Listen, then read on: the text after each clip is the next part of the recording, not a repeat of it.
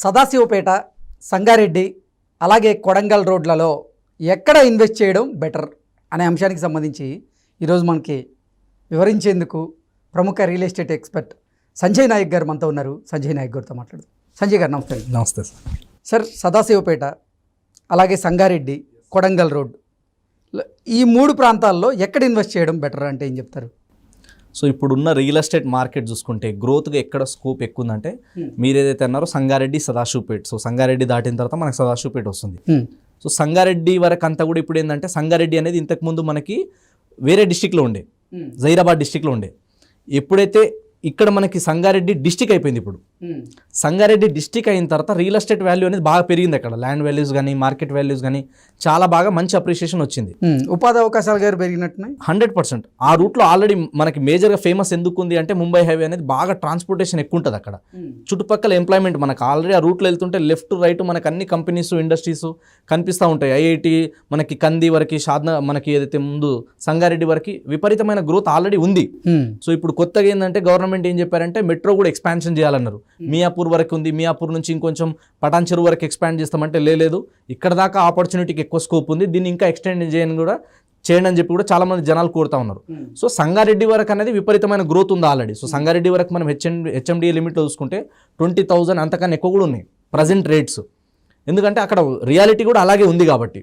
So ఇప్పుడు సంగారెడ్డి నుంచి మనం మొదలు పెడితే నెక్స్ట్ సదాశివపేట, అది పెద్ద దూరం ఏం లేదు, hardly 10 to 12 kilometre distance.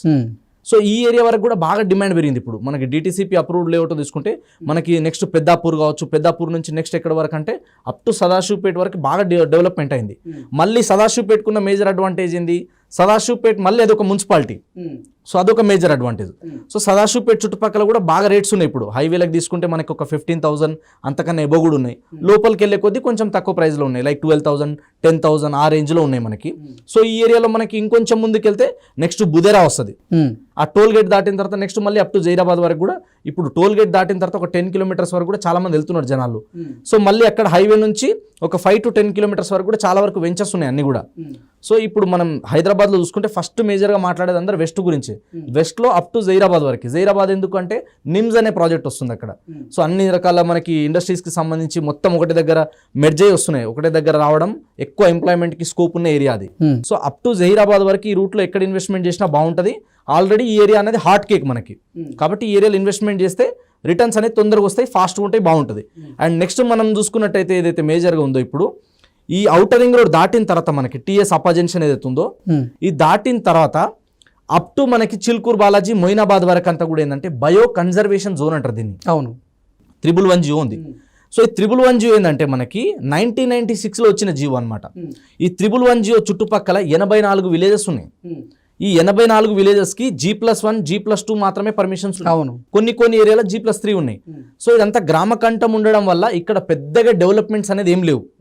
So ఎవరు కొనాలన్నా అమ్మాలన్నా ఖచ్చితంగా గవర్నమెంట్ కూడా ఏం చెప్పడం జరిగిందంటే ఈ 311 జియో దాటి ముందుకెళ్ళాలని చెప్పింది. చాలా మంది ఏం చెప్తున్నారు, 311 జియో తీసేస్తారు అని గాల్లో మాటలు చెప్తున్నారు.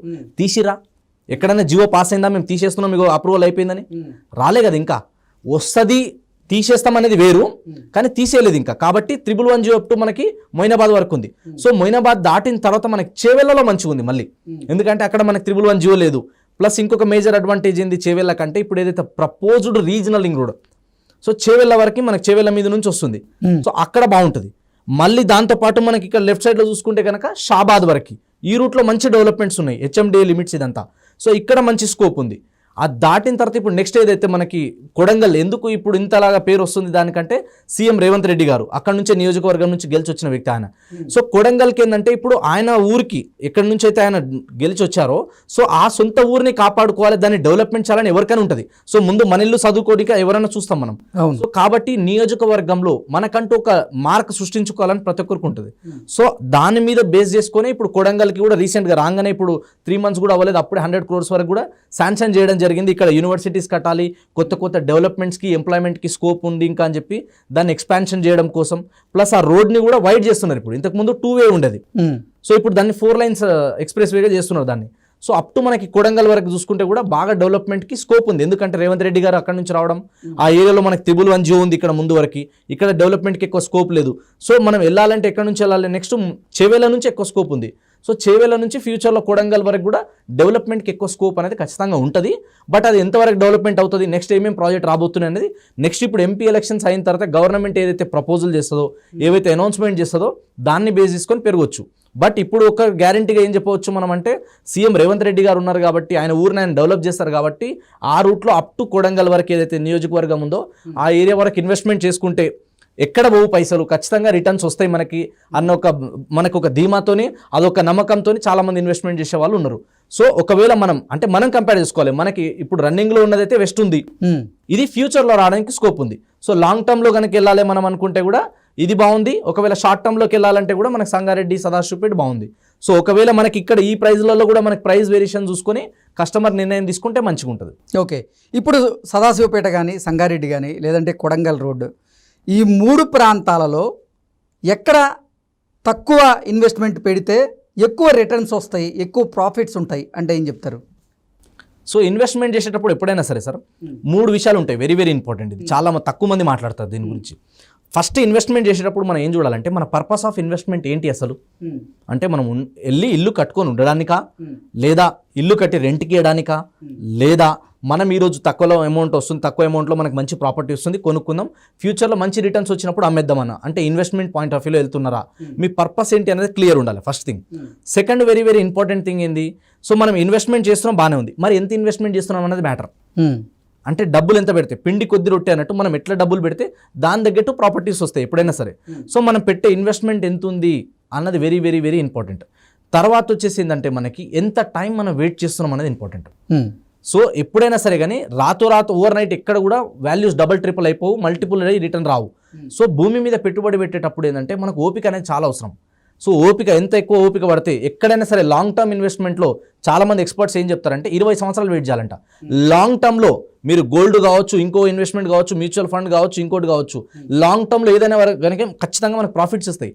లాంగ్ టర్మ్లో లాస్ ఉండదు ఎప్పుడు కూడా, షార్ట్ టర్మ్ మిడ్ టర్మ్లోనే లాస్ అయ్యే ఛాన్సెస్ ఎక్కువ ఉంటాయి. కాబట్టి ఒకవేళ మనం ఎకరాలలో కొనాలన్నా లేదా ప్లాట్లలో కొనాలన్నా కూడా మన బడ్జెట్ని చూసుకొని మనం డెసిషన్ తీసుకుంటే బాగుంటుంది. ఒకవేళ మనం లో బడ్జెట్లో కేటగిరీలో చూసుకుంటే కనుక ఇప్పుడు మార్కెట్ ఇప్పుడు కొంచెం తక్కువనే ఉన్నాయి, నెక్స్ట్ ఇంకా ఎలక్షన్ తర్వాత పెరగబోతున్నాయి కాబట్టి ఇప్పుడు ఎక్కడ తక్కువ వస్తుంది, ఎక్కడ మనకి ట్రాన్స్పోర్టేషన్ పరంగా మనకి రావడానికి పోవడానికి యాక్సెస్ ఈజీ ఉన్నదన్న చూసుకొని దాన్ని బేస్ చేసుకొని కస్టమర్ నిర్ణయం తీసుకుంటే బాగుంటుంది. ఓకే, ఈ 3 ప్రాంతాల్లో ఇప్పుడు ఏది బెటర్ మరి? ఏది బెటర్ ఇన్వెస్ట్మెంట్ ప్రకారం? ఇన్వెస్ట్మెంట్, ప్యూర్లీ ఇన్వెస్ట్మెంట్ అంటే కనుక ఆల్రెడీ మనకు సదాశివపేట, మనకు సంగారెడ్డి ఈ ఏరియా అంతా కూడా మంచి డెవలప్మెంట్ అవుతున్న ఏరియా కాబట్టి ఇక్కడ ఇన్వెస్ట్మెంట్ చేసినా బాగానే ఉంటుంది, అక్కడైనా బాగానే ఉంటుంది. కాకపోతే మళ్ళీ చెప్తున్నా, టైం, మీరు ఎంత టైం వెయిట్ చేస్తారన్న దాని మీద బేస్ చేసుకునే మీరు ఇన్వెస్ట్మెంట్ చేస్తే బాగుంటుంది. భూమి మీద పెట్టిన పెట్టుబడి ఎక్కడ కూడా రూపాయి కూడా ఎక్కడ లాస్ అనేది ఉండదు, ఖచ్చితంగా పెరుగుతుంది, రేట్ పెరుగుతుంది, ఎంత దూరం పోయినా పెరుగుతుంది. కానీ సిటీకి ఎంత డిస్టెన్స్లో ఉన్నాం మనం, ఎన్ని కిలోమీటర్ రేడియస్లో ఉన్నాం మనం, అక్కడ రావడానికి పోవడానికి మనం ఎడ్ల బండి త్రూ పోతలేము, మన దగ్గర కార్లు కానీ బైక్లు కానీ ట్రాన్స్పోర్టేషన్ ఈజీ ఉంది కాబట్టి జర్నీ టైం ఎంత పడుతుంది అనేది వెరీ ఇంపార్టెంట్. సో దాన్ని బేస్ చేసుకొని మనం ఇన్వెస్ట్మెంట్ చేస్తే ఫ్యూచర్లో ఖచ్చితంగా మంచి రిటర్న్ రావడానికి స్కోప్ ఉంటుంది. ఓకే ఓకే అండి.